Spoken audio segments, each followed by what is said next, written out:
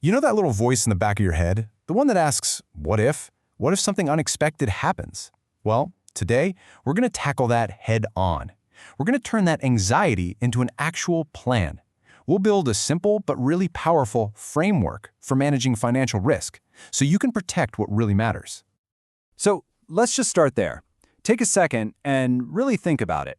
What's your biggest financial what if? Is it a sudden illness that keeps you from working? A major car accident? Or maybe something happening to your home like a fire or a flood? These uncertainties, this is exactly what we're going to learn how to manage today, giving you a clear path forward. Okay, first things first. Let's get one really important definition straight. When we talk about financial risk, we're not actually talking about the bad thing that happens. We're talking about the uncertainty that it could happen. And believe me, that distinction is the key to everything. So the textbook definition is uncertainty concerning losses. But let's make that real. Think about Donna and Frank, who had this great cottage right by a river. Now, every single day they owned it, they lived with the risk of a flood.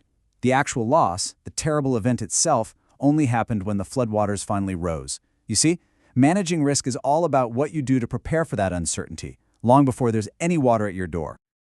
Look, we can't wrap ourselves in bubble wrap and try to avoid every single bump and bruise in life.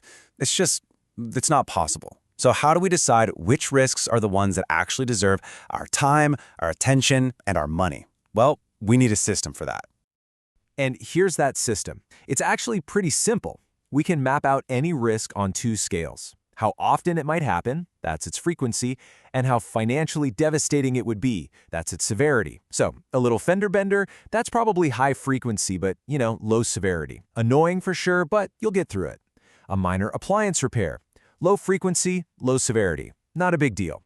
But what about something like a frequent, severe illness? That's high severity, a loss you just can't support on your own. Now, what about that bottom right box? This is where our focus has to be, the low-frequency, high-severity events. We're talking about a house fire, or a total disability that means you can never work again. These are the kinds of risks that are really unlikely to happen, but they would be absolutely catastrophic financially if they did. These are the ones that can literally wipe out a family's future, and they are best managed through insurance. Okay, so we've figured out which risks to focus on, those big, game-changing ones. The question now is, what do we actually do about them?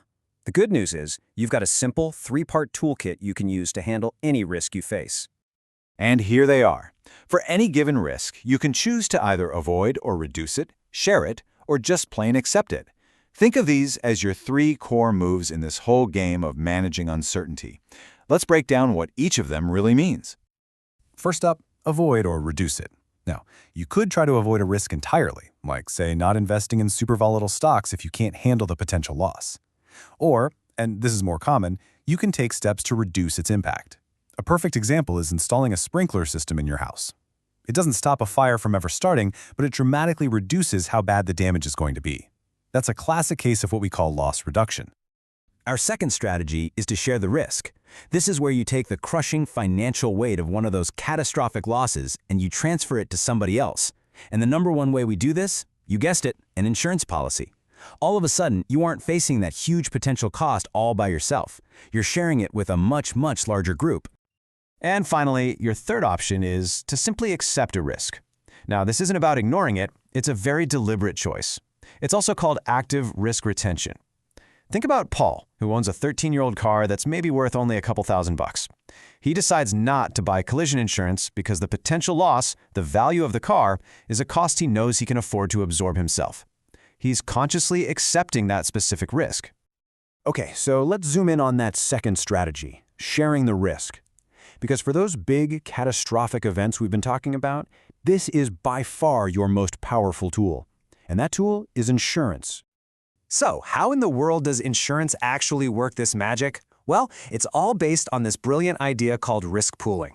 Just imagine a whole town of homeowners. They all face a very small chance of a house fire, right? So each person contributes a small, manageable amount, we call it a premium, into one giant pot of money. That big pool of funds is then ready and waiting to completely cover the massive losses of the unlucky few whose houses do burn down. It's basically a community approach to making sure nobody gets financially wiped out. Let's make this even more concrete with a common example, life insurance. There are basically two main types, and a really great way to think about them is renting versus owning. Term life is like renting your protection. You get coverage for a specific period of time, say 20 years while your mortgage is high and you're raising your kids. It's less expensive because it's designed to cover a temporary but very high severity risk. On the other hand, permanent life is like owning your protection. It covers you for your entire life. Now, the premiums are higher, but it also builds up cash value over time, so it acts like both protection and a financial asset. All right, let's pull all these pieces together and look at the big picture. We've defined what risk really is, we've learned how to prioritize the threats that actually matter, and we've walked through our three-part toolkit for managing them. The goal here isn't to get rid of risk in your life. That's just impossible. The goal is to understand it so you can take smart, deliberate action. So if you remember anything from this, remember this. First, risk is simply the uncertainty of loss. Second, you need to focus your energy on the big, unlikely disasters, not the small stuff. Third, for any risk, you've always got three choices: avoid it, share it, or accept it. And for sharing those really big ones, insurance is your #1 tool.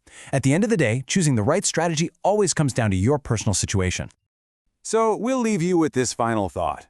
You now have the fundamental tools, the mental framework, to identify and manage the financial uncertainties in your own life. The question isn't, what if anymore? The real question is, what are you going to do about it?